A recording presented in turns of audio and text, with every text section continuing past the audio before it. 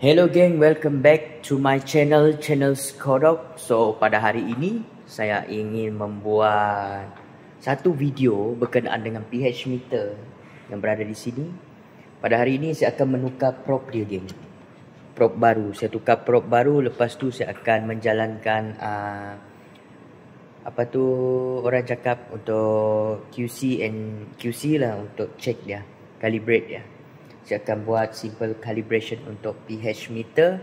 So tonton video saya sampai habis. Jangan lupa like, komen dan subscribe guys. Pada hari ini saya mempunyai 4 jenis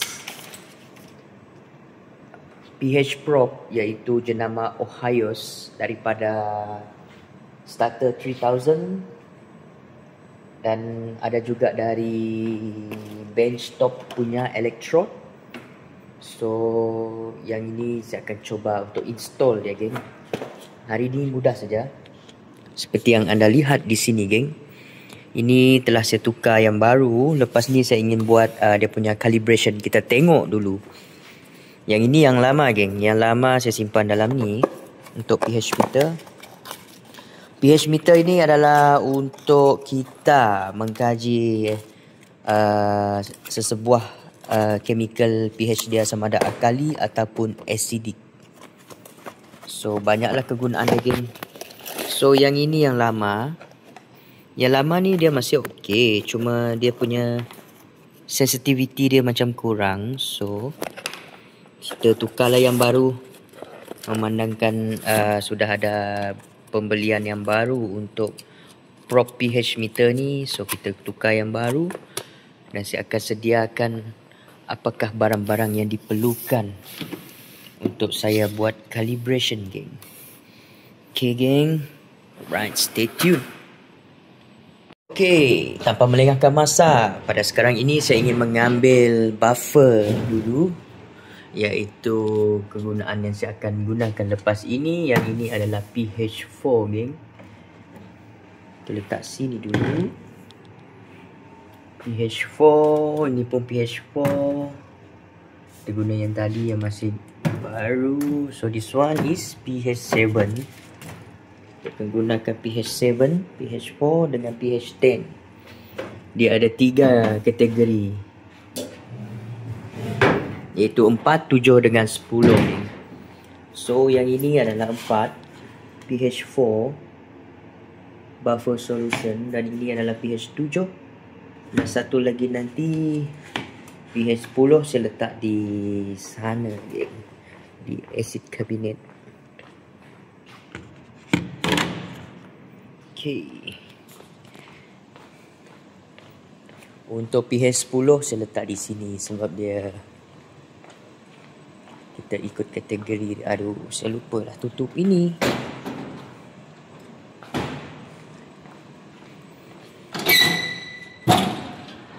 pH 10 di sini geng. Yeah. So inilah yang saya namakan pH 10. Kenapa saya letak dekat acid cabinet geng? Sebab dia punya simbol, dia punya safety data sheet menunjukkan inilah. So kita perlu di sini, dia danger sikit. Maaf geng, belum pakai glove. Lepas ni saya pakai glove.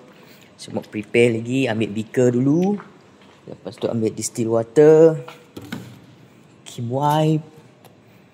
Lepas ni saya tunjukkan apa yang barang saya gunakan geng. Ni senang je. Kim wipe. Yang penting beaker geng. Beaker kita ambil 3 je. I think saya akan pakai yang 100 ml. Kita 100 ml semua.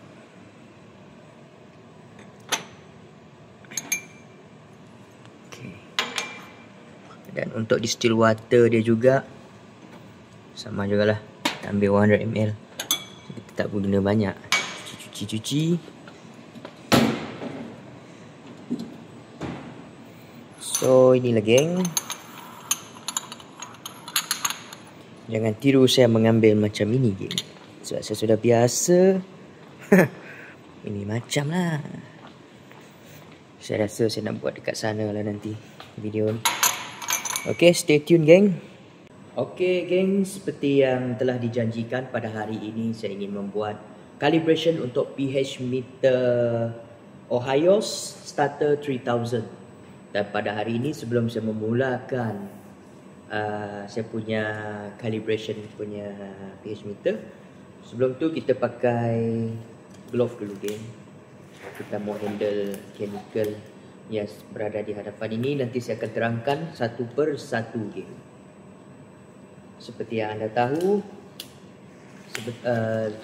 tadi saya ada bagi tahu saya ingin membuat calibration untuk pH meter sebab saya menukarkan probe yang baru. Berkenaan dengan probe yang baru geng, yang saya maksudkan adalah ini geng. Ini adalah probe baru di mana apabila kita installkan pH meter ni, kita menukarkan probe baru, kita perlu buat calibration supaya dia dapat digunakan selepas ini dengan jaya. So, radas-radas makmal yang saya menggunakan, yang digunakan oleh saya pada hari ini adalah beaker geng. Sini ada 4 beaker dan beaker ini adalah 100 ml. So cukup untuk ni, nanti saya tunjukkan cara macam mana untuk buat apa tu calibration. So kita ada beaker. Lepas tu kita ada Kim wipe. Kim wipe ini digunakan untuk kita cuci ataupun mengelap dia nanti. Kita lapkan probe ini nanti, kita buka tudung ni, kita lap dia masuk dalam distilled water and then kita masukkan ke dalam sampel kita ataupun buffer. So sekarang ini kita ada buffer, ada 3 sini. So ini adalah 4, pH 4, pH 7 dengan pH 10. So untuk pH ini geng, maksud pH ni tadi, so ini adalah satu QC yang digunakan untuk kita buat calibration. So calibration kita dia ada 4. Dia ada 4 geng. Dia ada pH 4, pH 7, pH 10. Kita mau tengok adakah dia betul-betul accurate sampai pH 4 menggunakan buffer solution 4 ini. Dan ini 7 dan ini 10. Kita tengok dekat dia punya digital sini nanti geng. So okay, before that saya akan buat preparation. Saya akan ambil yang penting satu lagi geng, bila kita dah ada ini, jangan lupa labeling. Dan ini adalah labeling yang saya maksudkan. Kita perlu label setiap ni nanti supaya kita tidak buat salah. So ada 4, kita tulis 4.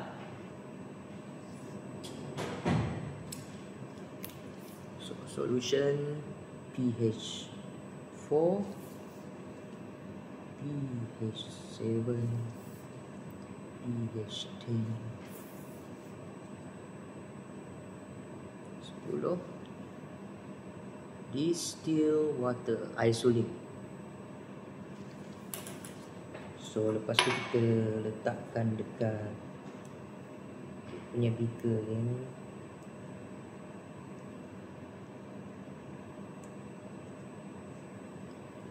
Dalam apa-apa eksperimen ataupun kerja di dalam makmal, yang penting adalah labeling.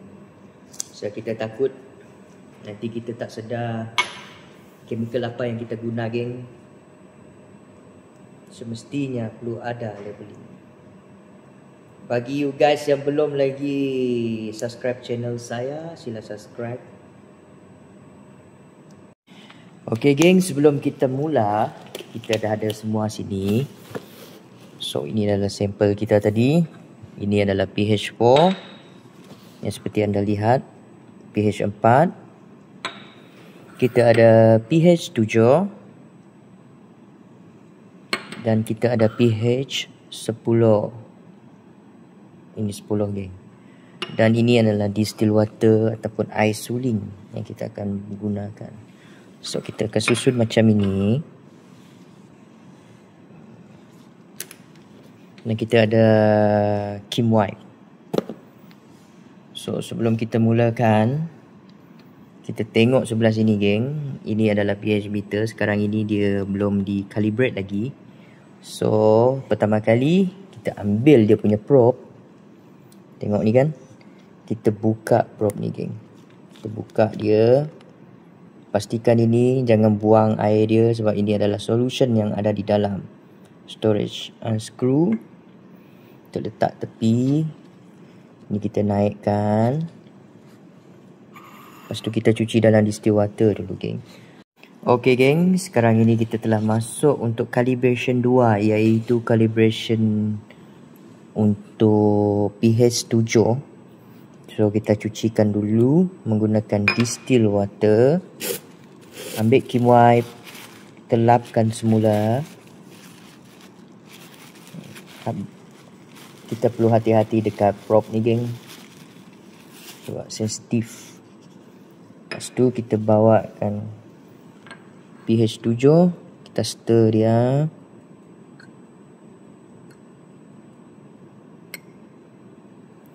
Stir, lepas tu kita biarkan sini untuk 1 minit dahulu.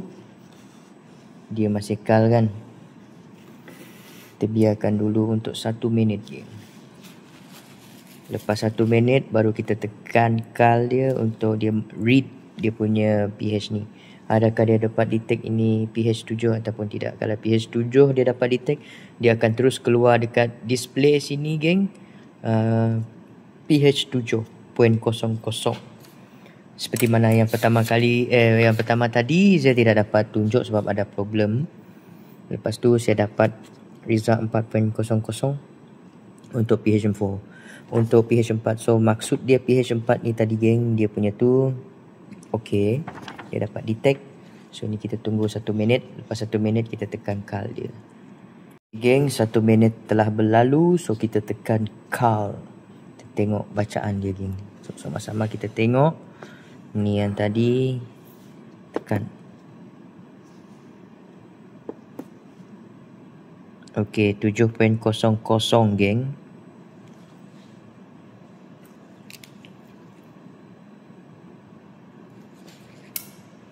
So itulah tadi. Lepas tu kita ambil keluar lagi. Kita lapkan menggunakan kim wipe. Lepas tu kita rinsekan dia, cuci dengan distilled water kembali, geng. Cuci sama dia, cuci. Harap-harap pH 10 dia dapat lepas lah. Selalu saya buat pH 10 tu yang ada problem, geng. Tak tahu kenapa dia punya sensitivity dia tu. Aduh. Okey, pastikan dia lap dulu. Kita biar rendam dia dulu, geng. Kita tengok sekarang ini dia kal 3 kan, untuk kal 10. Jom. Seperti biasa, kita ulangkan semula prosedur yang pertama dan kedua tadi. Kita masukkan ke dalam pH 10, maafkan saya. Masukkan dalam pH 10, kita gaulkan dulu, stirkan dulu. Dia punya prop, dia stabil. Lepas tu kita biarkan 1 minit. After 1 minute, so we can press the kal, dia punya tu calibration dia. Alright, stay tune, geng. Okey, geng, untuk pH 10 ini kita tekan lagi dia punya kal sini. Kita tengok dia punya result dia dekat sini, geng. Doakan harap-harap dia 10. 10.02.